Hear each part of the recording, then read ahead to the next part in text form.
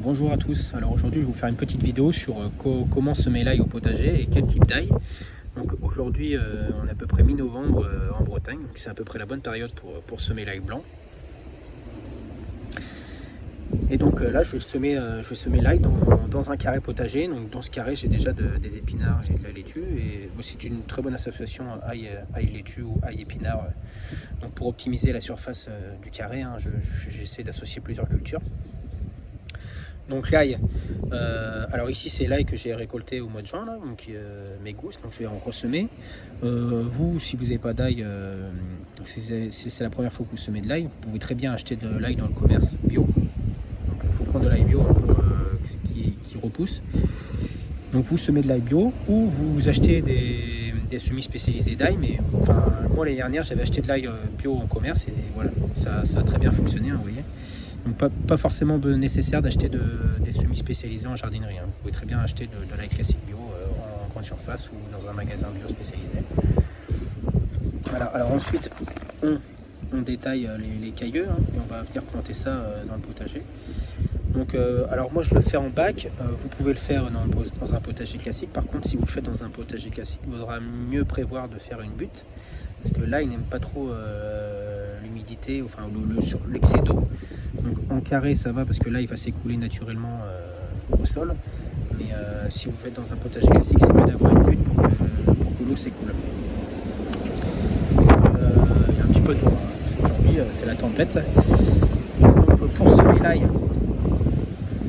alors cette partie là où vont venir les racines, on la met au fond, et donc là on va venir juste positionner sa gousse d'ail comme ceci.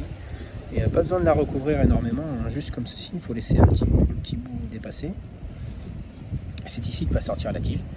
Et donc là vous pouvez semer toute l'ail. Je vais vous montrer, je vais le faire et puis je vais vous montrer après ce que ça donne. Là je vais en planter une cinquantaine, ce qui devrait me faire une cinquantaine de gousses si tout arrive au bout. Donc avec 50 gousses, bon, je suis large pour une année. Je pourrais peut-être en échanger avec des voisins contre d'autres légumes. Mais voilà, une cinquantaine, normalement je suis large pour une année. Vous voyez, une cinquantaine dans un carré comme ça prend pas tant de ça d'espace, d'autant qu'on peut l'associer avec d'autres cultures, on peut mettre des laitues.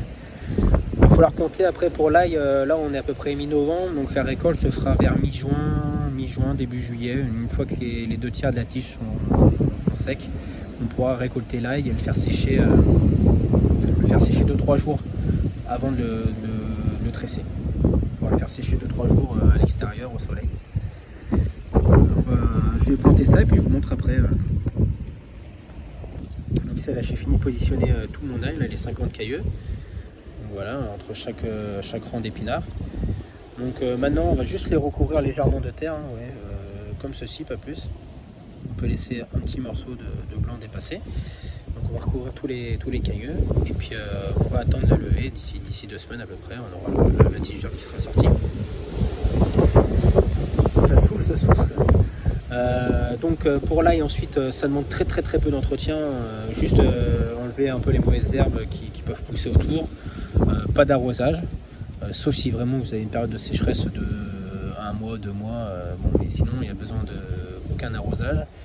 Très peu de travail à faire, à part voilà, comme je vous disais, enlever les mauvaises herbes. Voilà, c'est tout, c'est vraiment très facile à faire comme culture. Et donc là maintenant il n'y a plus qu'à attendre le mois de juin, juillet pour la récolte. Donc j'espère que cette vidéo vous a plu. N'hésitez pas à laisser un petit commentaire si vous avez quelque chose à demander ou si ça vous a plu justement. Un petit pouce aussi, ça fait plaisir. Et si vous aimez ce genre de vidéo, n'hésitez pas à vous abonner à la chaîne. Voilà, donc je vous souhaite à tous une excellente journée puis un bon jardinage. Ciao!